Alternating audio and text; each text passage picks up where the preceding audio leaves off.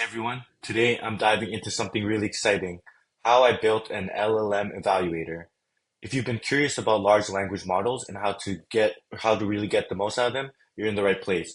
So we'll explore what an LLM evaluator is, why we need one, and I'll walk you through how I built my own. So let's get into it.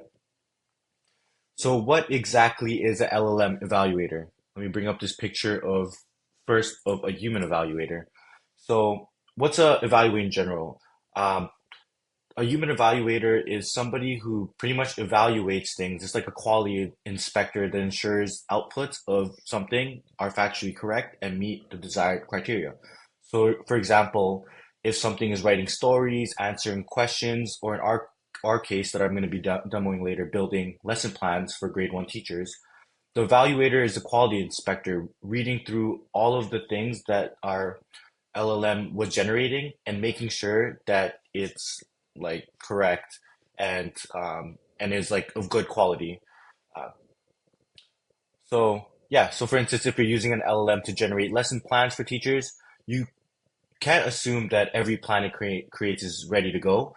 You need an evaluator to make sure each lesson is educationally sound, appropriate for the intended age group, and aligned with the learning objectives. It's all about quality control and reliability. So you can go manually grade each output. You could be like this guy, but you'll spend all day doing that, and that's tedious, especially when you're dealing with thousands, even millions of things to grade, and it could easily reach into billions in this big data age. So yeah, so why be this guy in this picture when you can train a robot to do the evaluating yourself? So that's what we'll pretty much do in this video. I'll show you how I trained another LLM to evaluate the outputs of another LLM at scale. All right.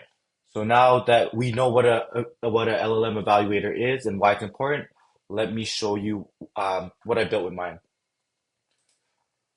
So me and my friend have been working on this website that generates lessons plans across all the different grades and subjects for teachers, specifically for the Alberta curriculum. And let me give you a demo of how this all works. So we have all these lesson plans, and you could see that they've already been evaluated. And these actually have been evaluated by LLM already. So you could see this is the lesson plan.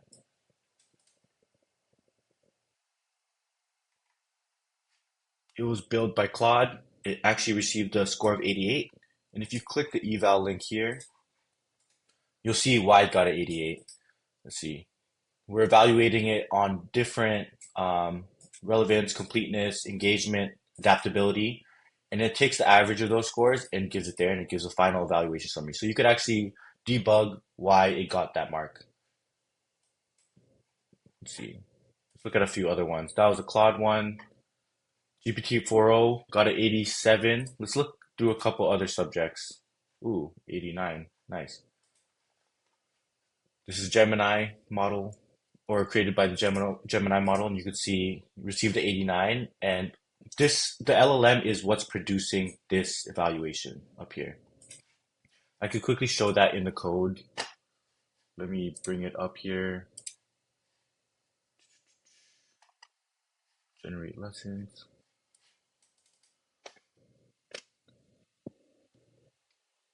So look, where's this code that evaluates database generated lessons?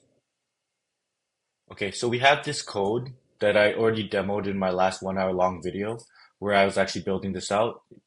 So we take one of the lesson plans online and we take one of these random lessons from one of these subjects and we create a lesson plan. We feed it into a random model and we get lesson MD, which stands for lesson markdown, which is the markdown file for the lesson that was generated. And then we evaluate it using this prompt. So we basically take the lesson plan that's generated and give it this LLM prompt. You are an experienced educator and curriculum designer evaluating a lesson plan created for teachers. Review the lesson plan carefully and assess it based on the following criteria. For each criterion, assign a score out of 100 and provide specific feedback on strengths and areas for improvement. Provide an honest evaluation, offering praise where deserved and constructive criticism where necessary. Uh, and then, yeah, we give it a bunch of scoring guidelines, and then we make it go through different things like relevance, completeness. So you could see that's how it was being scored. Yeah. So pretty much it runs all the plans through that, and that's what's being surfaced here in this website.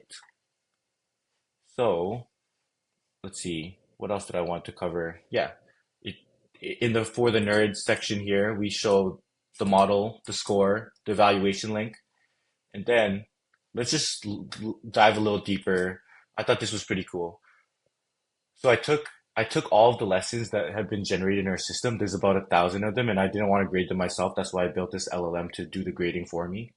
Over time, I'm gonna work with a teacher to fine tune the evaluator so that it evaluates it the way that somebody with a college degree in education would evaluate lesson plans.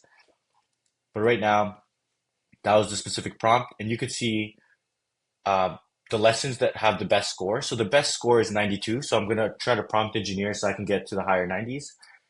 But one of the interesting things is I don't, all I see is like Claude, Llama, and Gemini.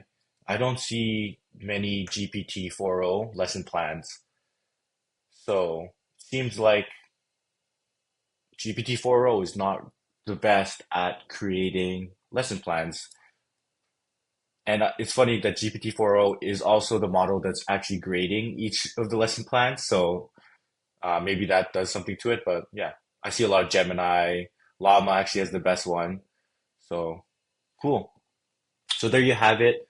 That's how I built my own LLM evaluator, and that's why it's important. If you're interested in diving deeper or even building your own, let me know in the comments. I'd love to hear your thoughts and questions. Don't forget to like and subscribe and hit the bell so you don't miss any future videos. Thanks for watching.